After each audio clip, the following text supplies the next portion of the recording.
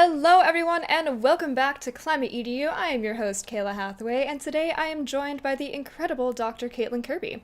Dr. Kirby has a PhD in environmental science and policy from Michigan State University, and her research focuses on climate change education in undergraduate classrooms.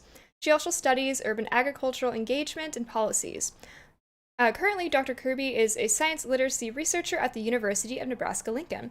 And in today's episode, she's going to be discussing the importance of informing students which actions are most impactful and how they can engage with them without prescribing specific courses of action in climate change discourse. Dr. Kirby recognizes that many undergraduates are interested in taking climate action but don't know where to start. Dr. Kirby, thank you so much for joining me today. How are you doing? Yeah, I'm doing well. Thanks, Kayla. Yeah, and thank you so much for taking time out of your busy academic schedule to join us on Simpatico today. Yeah, looking forward to chatting. So we'll go ahead and just dive right on into it. My first question that I have for you is what inspired you to get into the field of climate change education? Because it seems so niche and just a special field. Yeah, so I mean, partly on accident, right? I was working with the right people at the right time who were working in different fields of science education, and my own sort of environmental concern made me want to look at climate change specifically.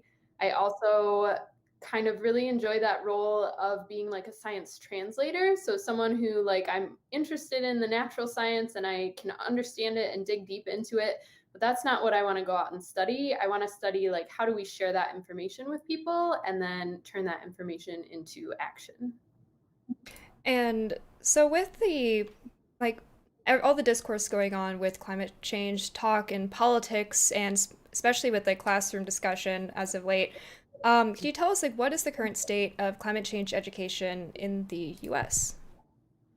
Sure. So I think you can kind of divide it into like two different fields or types of climate change education. So there's the strictly focused on the natural science, and there is a lot of work to be done there, right? There's a lot of misconceptions that students have around climate change because it's a very difficult thing to understand. It's obviously a very big problem and big system or set of systems working together to impact the climate.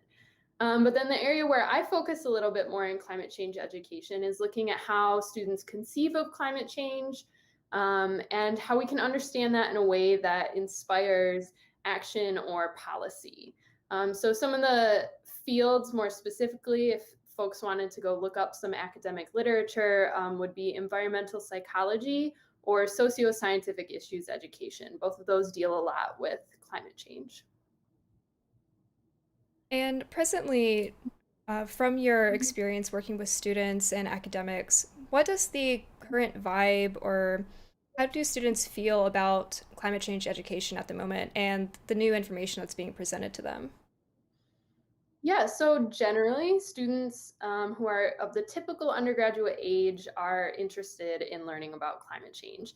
And generally, they tend to be concerned about climate change and believe that climate change is caused by humans. So within like undergraduate samples of the population, those beliefs tend to be higher than with folks of typical age who are not in college. But obviously, this will have differences based on like majors that students are enrolled in. So, for example, business majors tend to be less concerned about climate change. Some impact maybe from gender, with females maybe being more concerned, but it sort of varies based on the study. And yeah, also like geographic region, right? Different, more rural schools might have students who are less concerned. So it's important for you to know your class, know your students, but in general, students are very willing to engage in climate change on these levels that go beyond the science, because when they learn about it, they often are concerned and they want to act. And so it sounds like with the education that is being presented, so is it a bit different in how you talk about it in rural communities as opposed you would like urban communities, or has it been kind of the same across the board?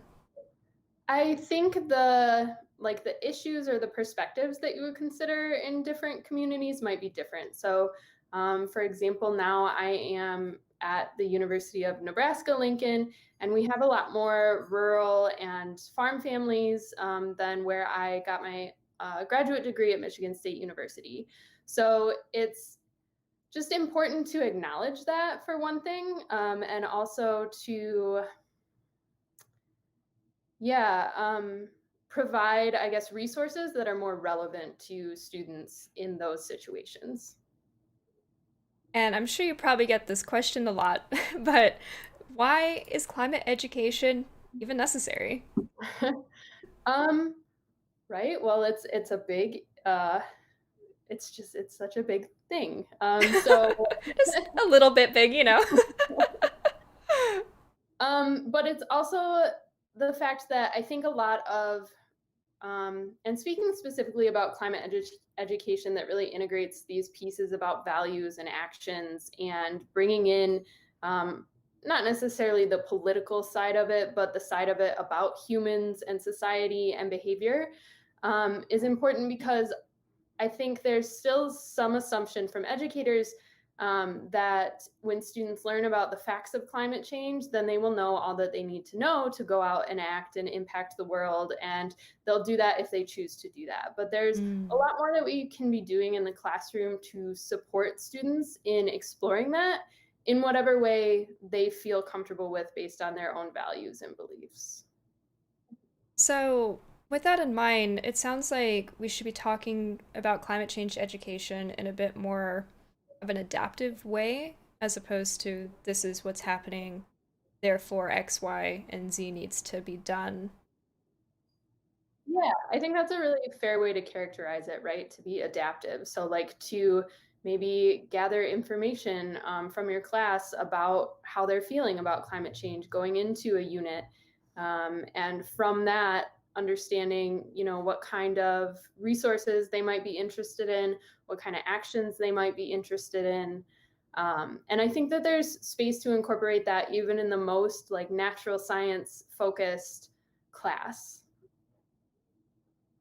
And so, how would you go about starting to incorporate climate education into a like undergraduate curriculum? I guess my question there would be like, how would you incorporate that into like a business curriculum, like for business majors, and how would you incorporate that into maybe a more environmental science type of classroom, and just to compare and contrast? Yeah. So let me start with the environmental science classroom because that's the one that I am more familiar with, and then I will see what I would think about for a more like business major based course. Although I think some of these activities would be similar between them. So um, one thing that you should allow for is a lot of space for students to sort of consider their own values and opinions and talk amongst themselves about their values and opinions. So this sort of sets the stage for the fact that this is going to be a respectful classroom discourse where students aren't going to be prescribed any course of action. They're going to have space to express their values and their goals in either taking climate action or not taking climate action. So this accomplishes that base of respect, and it also allows students to hear what others feel about climate change, which again, in undergraduate populations is generally a fair amount of concern. And so that can actually increase concern or interest of students who otherwise might not be in that group.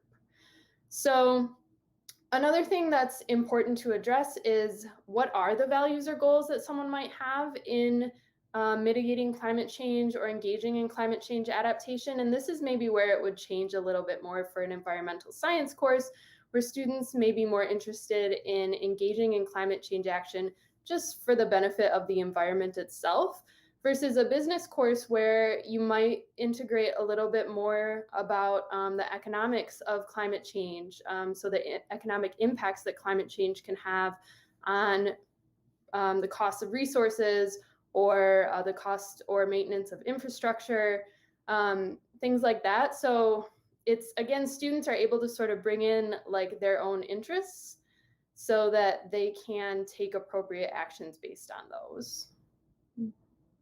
And so, my follow up question from that then would Elaborating a bit more on not prescribing specific courses of action in climate education.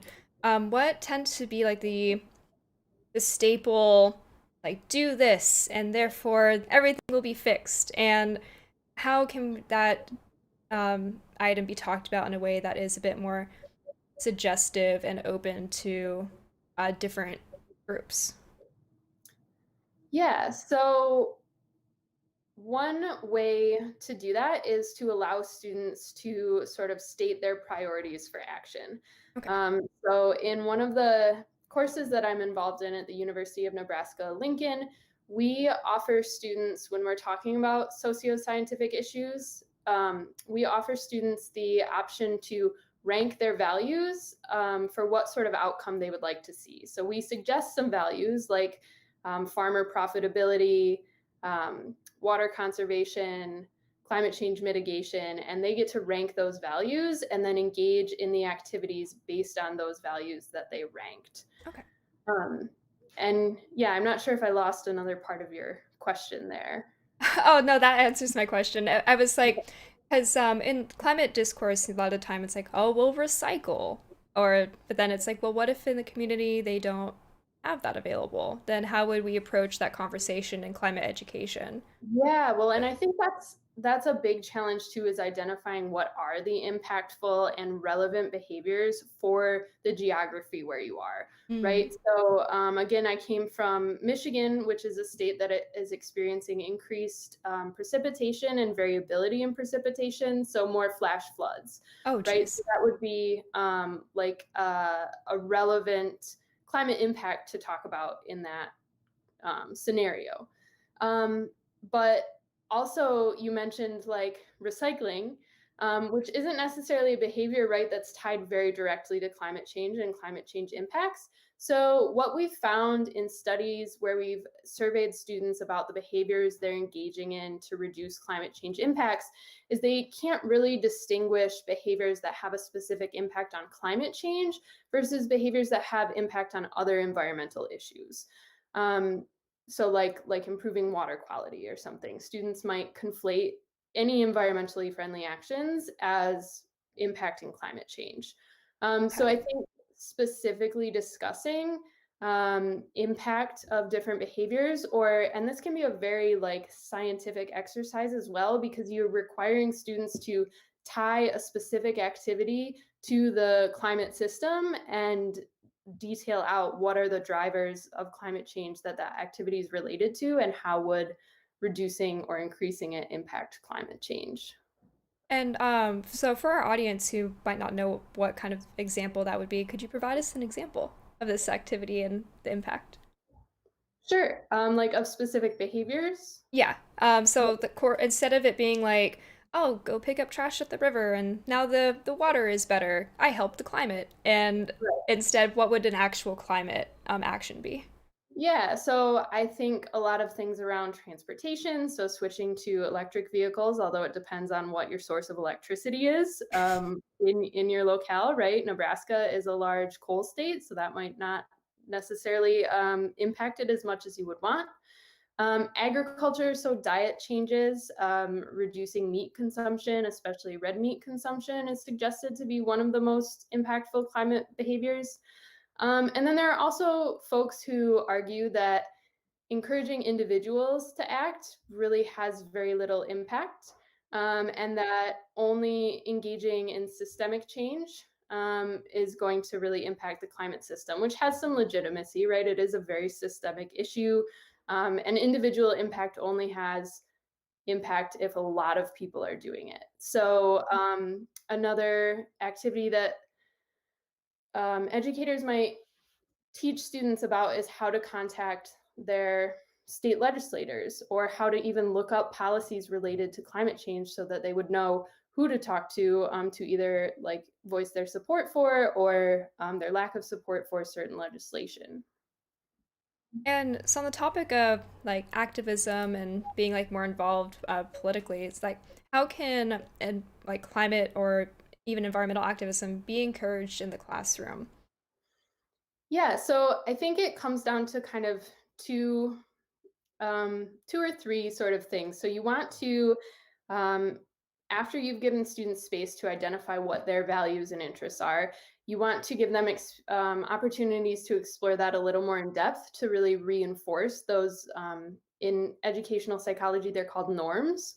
Okay. So, so like an activity where students write for 10 minutes about why a certain climate impact is important to them. And then other kinds of norms, other than like those more personal ones, include social norms. So having students in small group discussions where they're talking about climate impacts and why it's important to them, that allows students to engage in that way. Cool. And so then, have you seen, like personally, what kind of I would say so like with you going in the classrooms and working on this kind of discourse, like what seems to be the most productive or the opportunity that students tend to latch on to the most on average? Um, yeah, I'm not sure if I could boil it down to a specific activity because it looks so different in every classroom. Okay.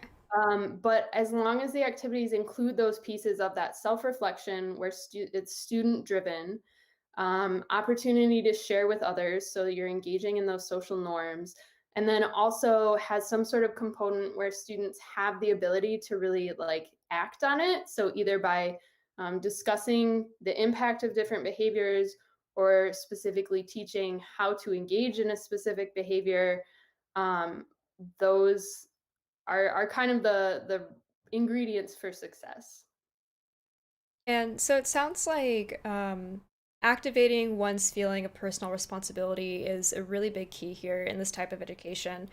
And we've kind of talked about in bits and pieces why it matters. But explicitly, I would like to ask, why does it matter to activate someone's feeling of personal responsibility in regards to the climate crisis? Yeah, so that's coming from the educational psychology pieces, and personal norms are just they're found to be a strong predictor of behavior, particularly behavior that sort of has an impact in a bigger social sphere. So that is something like climate change, that is like political activism, behaviors that kind of don't only impact like you immediately and your family. So a contrast might be like health behaviors.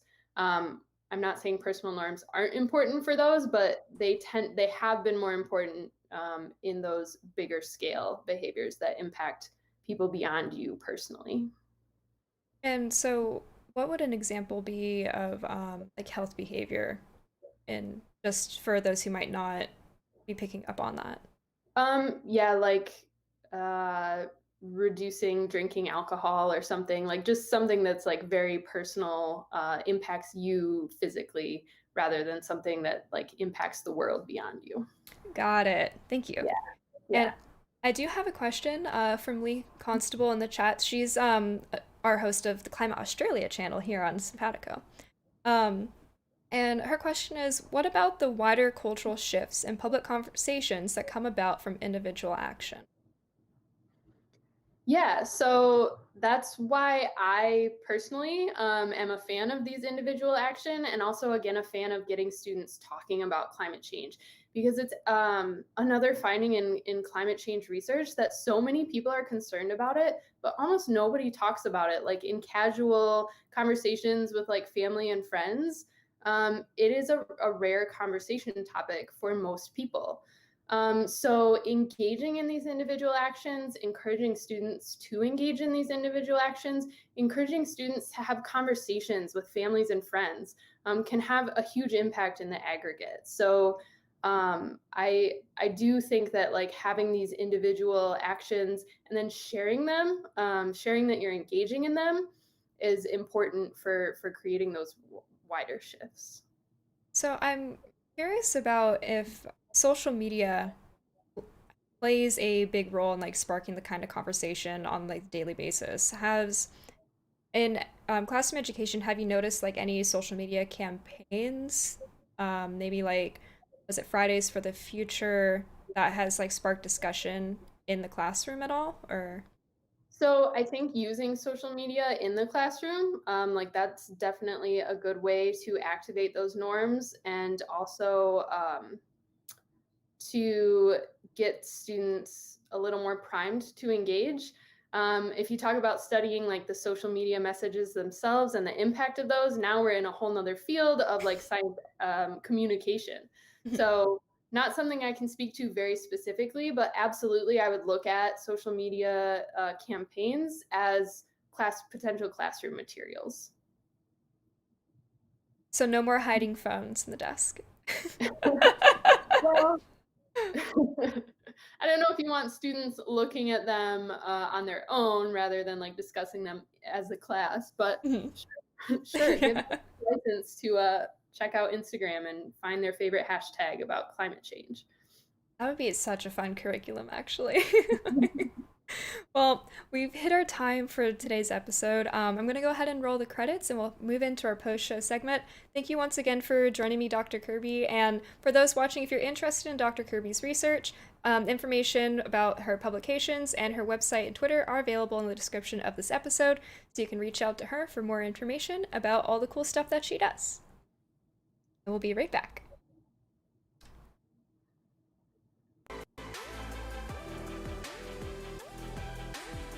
Okay.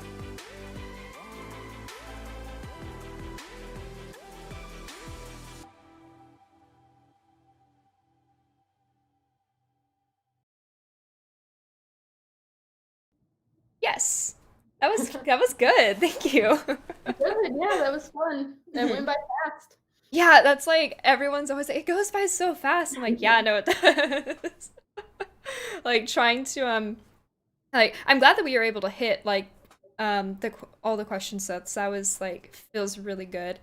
Um and yeah, so we have like so Lee I think this was kind of a question slash comment before her original question. So I didn't read it like during the episode, but I'll go ahead and read it now since we're just like hanging out. Yeah. So it was, is the ideal situation one where these topics are offered within all disciplines, from business to science, given that many won't actively choose to learn about this if it isn't tied to their other core learning? Yeah, so that's definitely a topic of conversation, right? And even definitely something that's studied, like, at least our undergraduates from all, spaces interested in learning about this. Um, and I think it's something that can be integrated into the curriculum in a lot of ways. I know it mostly from that science perspective and how do you take a science class and transition it to talk more about these social aspects. I think you have a little more in a lot of other disciplines, right? You're already kind of starting from the social impacts or the business economic impacts. So you're able to integrate those pieces into it, I would think, pretty successfully. Mhm. Yeah, so I would love to maybe do a follow-up episode with you if you to talk about like how we can present climate change education in classrooms that aren't focused on that specifically, like learning about the integrations of like how would you taught climate in like an English classroom or Yeah, so actually, in the English classroom, we did. Now, this was in a science classroom. It was for non-science majors, so you're still hitting a lot of those students who wouldn't otherwise get this. But they are students who selected a science class that was focused on climate change, right? So they had some options and they chose the climate change one. So there's maybe some interest. But we had students read some science fiction about climate change impacts. So short stories about like basically a post climate apocalyptic world in a lot of cases. Um, and students in general like learned as much as students who had nonfiction readings. They either really enjoyed the nonfiction or I'm sorry, they either really enjoyed the fiction or really did not enjoy the fiction stories. So like it's harder to say on average if that's a good move, but it's definitely like a field that's out there is these sort of like climate science fiction. And students in our fiction class were experiencing a little bit more like empathy or understanding a little bit more of the nuance of like, climate's not this cut and dry issue, or every environmental issue isn't sort of like cut and dry where it's just, all right, we didn't think enough about the environment. We just have to consider it more now. There's going to be sort of winners and losers no matter what sort of policy changes or environmental changes you enact. So, what kind of do you know the titles of the books off the top of your head? Because I'd definitely be interested in. Um, I do not know the titles off the top of my head, but that's something I can definitely share with you. Um, I feel it. So one is called Thirst and one is called After Water. Those are Thirst both short stories. And they were part of like a climate or environmental like science fiction writing challenge. And then I know there were three more that we did, and I can't remember right now what the titles were. So thirst and after. After Water, yeah. And I wish I could remember the authors' names too, but I cannot. I'm sure Google will have the answer. It sounds so. It sounds like those are based off like drought or like the Water Wars post or something. They are very water centric. They're not necessarily climate specific. Mhm. Yeah. I'll definitely be Googling them. And yeah, if you could email me sometime with the other book titles, I would love. I love when guests come on and like, oh, like there's this book. I'm like, okay, tell me the book, because reading's wonderful. We should all be reading more, in my opinion. But well, so I'll have your episode ready for you in about like, 24 to 48 hours. I'll send you a follow-up email that's like, hey, here's how you can download it. Here's how you can repurpose it. And if you'd like, any clips to be chopped up or anything, just let me know and I can absolutely do that for you. Um, and yeah, like if academic schedule provides, I know like it's the start of the semester now, and things just get progressively busier and busier until summer. Um, I would love to have you back on to maybe like talk about how this semester time went like with your involvement in like climate change education and discourse in classrooms, and especially with everything being online now. Yeah, that's another challenge, especially for getting students in that like social norm space where they're reading what other students or hearing what other students are doing or other students' feelings about climate change. Hmm.